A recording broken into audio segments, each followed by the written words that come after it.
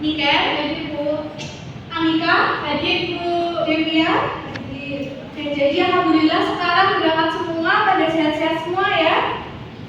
Seperti biasa, kita sebelum memulai pembelajaran yaitu menyanyikan lagu nasional terlebih dahulu. Kita sekarang menyanyikan lagu Indonesia Raya, jadi anak-anak bisa berdiri. Indonesia tanah airku, tanah tumpah darahku. Di sanalah aku berdiri, jadi pandu ibuku. Indonesia kebangsaanku, bangsa dan tanah airku. Marilah kita berseru, Indonesia bersatu. Hiduplah tanahku, hiduplah negeriku, bangsaku, rakyatku semuanya. Bangunlah jiwanya, bangunlah badannya untuk Indonesia Raya. Indonesia Raya, merdeka, merdeka, tanahku, negeriku yang ku cinta. Indonesia Raya, merdeka, merdeka, hiduplah Indonesia Raya. Indonesia Raya, merdeka, merdeka, tanahku, negeriku yang ku cinta. Indonesia Raya, merdeka, merdeka, hiduplah Indonesia Raya. Oke, boleh duduk kembali anak-anak. Nah, hari ini kita akan melanjutkan pelajaran minggu yang lalu, yaitu tentang membandingkan ciri-ciri bangun datar. Kalau yang minggu lalu kita sudah belajar tentang ciri-ciri segitiga dan membandingkan antar bentuk segitiga. Kalau pelajaran kali ini kita akan membandingkan tentang bangun datar segi empat. Nah, sebelumnya Ibu mau tanya dulu. Kalian kan pernah sudah mempelajari tentang segi bangun datar segi empat di kelas 4 ya? Ada yang masih ingat bangun datar segi empat apa saja? Persegi, panjang, bulat, ketupat, berbenjang, trapesium. Oke, benar ya? Oke, sekarang Ibu mau menayangkan sebuah gambar. Nanti kalian bisa mencermati gambar tersebut dan kalian pilih bentuk-bentuk yang termasuk pada bangun datar segi empat itu yang nomor berapa saja.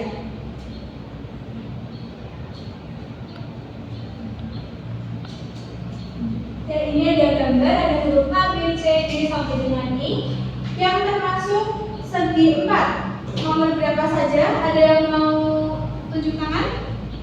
Iya, Mbak April? Yang A, B, F, udah. Sudah? Masih ada satu lagi, ada yang tahu? H, Bu. Nah, benar ya. Jadi pada gambar tersebut yang termasuk bangun datar segi empat itu ada A, B, F, dan juga H. Kenapa H termasuk bangun datar segi empat? Karena garisnya ada 4. Oke, benar ya. Suatu bangun dapat dikatakan sebagai bangun datar segi empat karena salah satu ciri-cirinya yaitu memiliki 4 sisi atau 4 garis. Nah, untuk kali ini kita yang khusus akan kita pelajari itu ada bangun trapesium,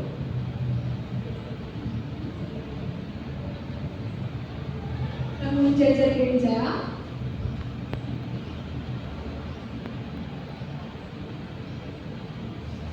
dan juga persegi panjang.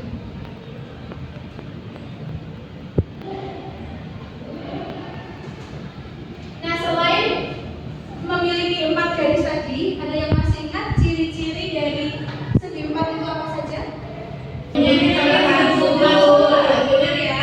Jadi ciri umum dari segi empat itu memiliki 4 sudut. Sudut itu merupakan pertemuan dua garis yang saling berhimpit. Nah, karena segi empat memiliki 4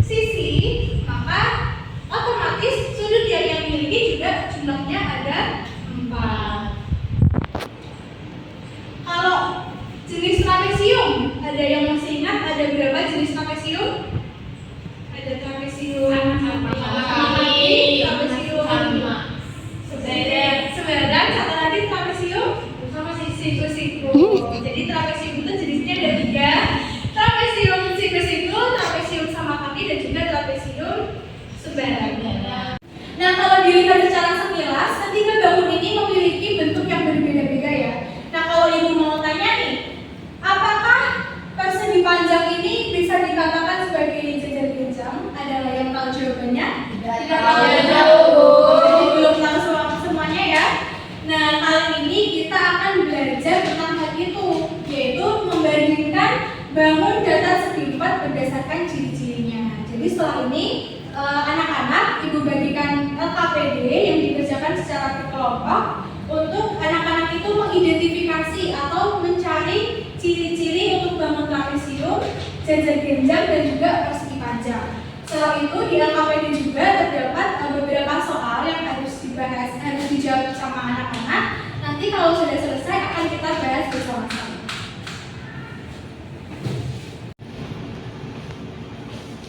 Bisa dikerjakan secara berkelompok ya.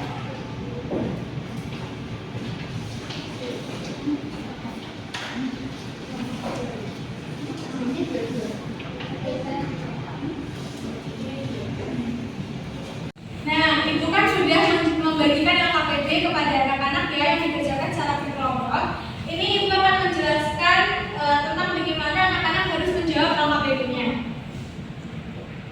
Misalnya ini sudah ada petunjuk pengerjaannya, bisa dibaca dengan seksama ya. Tapi untuk secara umumnya pengerjaannya seperti ini. Misal ini kan ada 2 bangun trapesium. Di sini ada titik-titiknya. Nah, anak-anak bisa menjawab isi dari titik-titik ini. Bisa pakai kata ya, tidak, atau yang memang jawabannya. Begitu juga untuk yang jajar genjang dan juga persegi panjang. Bisa dimengerti anak-anak? Bisa, Bu. Oke, selamat mengerjakan. Kalau ada yang kesusahan nanti bisa angkat tangan dan minta tolong ibu untuk membantu.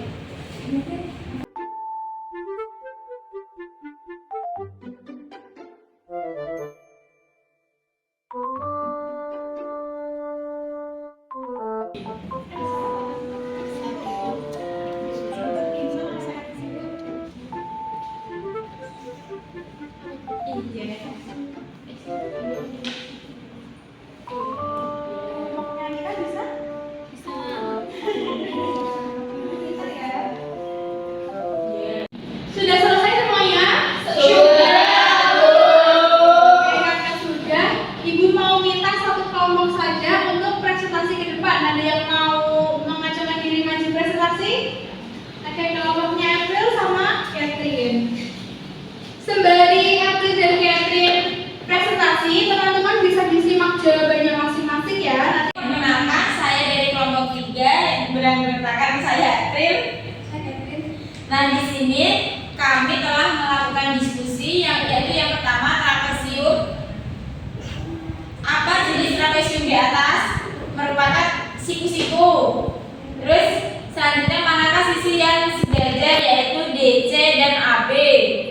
Terus apakah ada sisi yang sama panjang? Tidak ada. Apakah ada sudut yang sama besar? Ada. Berapa besarnya? 90 derajat. Terus apakah punya sumbu simetri? Tidak. Terus trapesium yang kedua yaitu apa jenis trapesium di atas yaitu sama kaki.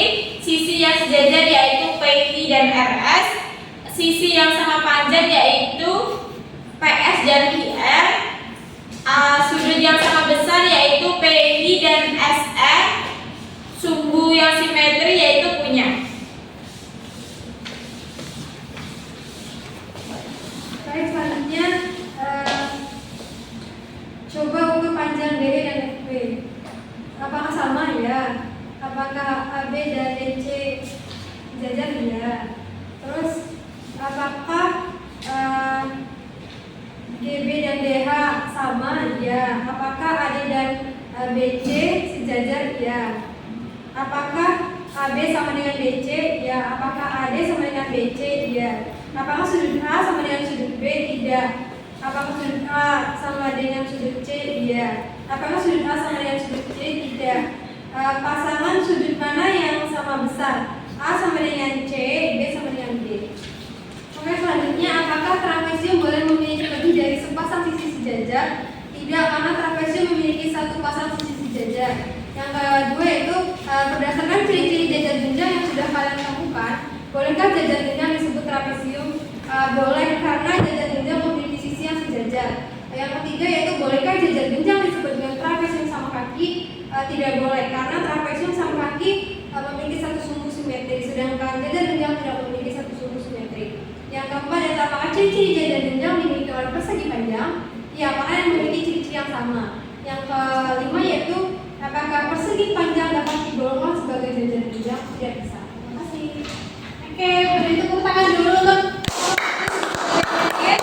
Oke, jadi dari apa yang sudah dipresentasikan sama Mbak April dan juga Catherine tadi, untuk mengisi ciri-ciri dari trapesium, jajar genjang dan juga persegi panjang itu sudah tepat semuanya. Namun untuk yang soal itu masih ada beberapa yang belum tepat seperti itu ya. Dan sekarang kita akan bahas untuk soal-soal yang belum tepat. Untuk soal yang kurang tepat tadi ada apakah trapesium boleh memiliki lebih dari sepasang sisi sejajar? Itu jawabannya boleh. Sebenarnya jawaban tidak dan itu juga benar karena trapesium, definisi trapesium yang memiliki satu sisi sejajar itu merupakan definisi eksklusif. Nah, sedangkan trapesium itu boleh memiliki lebih dari sepasang sisi sejajar itu juga tepat yang merupakan definisi inklusif.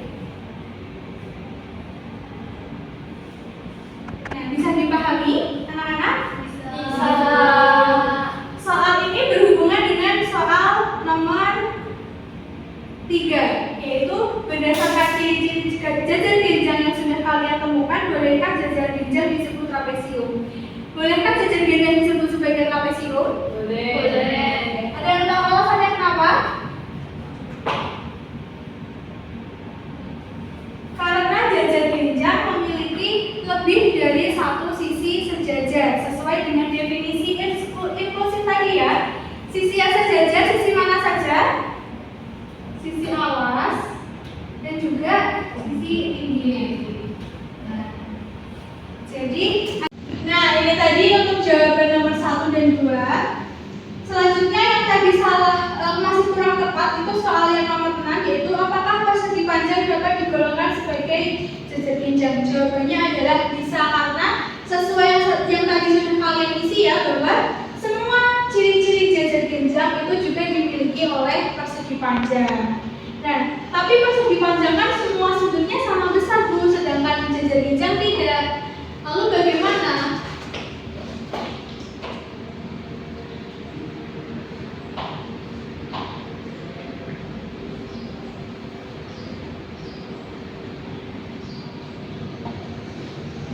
Bentuk jajar genjang itu merupakan sama dengan bentuk persegi panjang.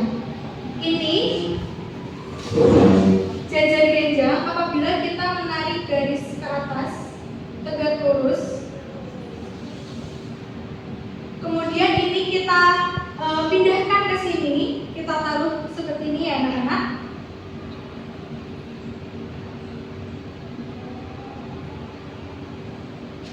Nah, seperti ini dulu, bisa dipahami ya? Maksud Ibu? Nah, kalau ini saya tutup, bentuknya menjadi apa? Panjang. Jadi dapat disimpulkan bahwa persegi panjang dapat digolongkan sebagai jajar genjang. Benar apa salah? Benar. Berarti udah paham semua belum apa yang sudah Ibu jelaskan tadi? Pintar-pintar anaknya Ibu-ibu. Nah, untuk pembelajaran yang kali ini membandingkan ciri-ciri bangun datar segi 4 sudah selesai. Untuk topik berikutnya kita lanjutkan di minggu berikutnya ya. Nah, setelah kita tepuk semangat dulu biar kalian tetap semangat untuk mengikuti pelajaran selanjutnya ya. Dan tepuknya harus semangat. Tepuk semangat.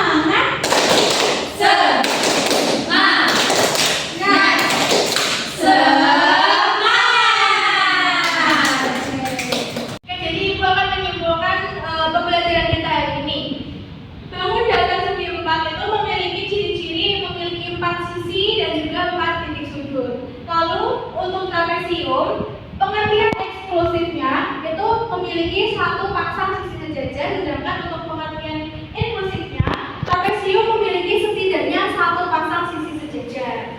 Lalu, jajar genjang itu dapat dikatakan sebagai trapesium karena memiliki dua pasang sisi sejajar, dan persegi panjang juga dapat digolongkan sebagai jajar genjang karena seluruh ciri-ciri jajar genjang juga dimiliki oleh persegi panjang.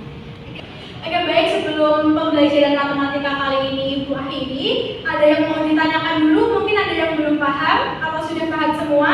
Sudah paham semua ya? Oke, kalau seperti itu untuk anak-anak selamat beristirahat, nanti akan melanjutkan pelajaran selanjutnya. Ibu tutup. Wassalamualaikum warahmatullahi wabarakatuh.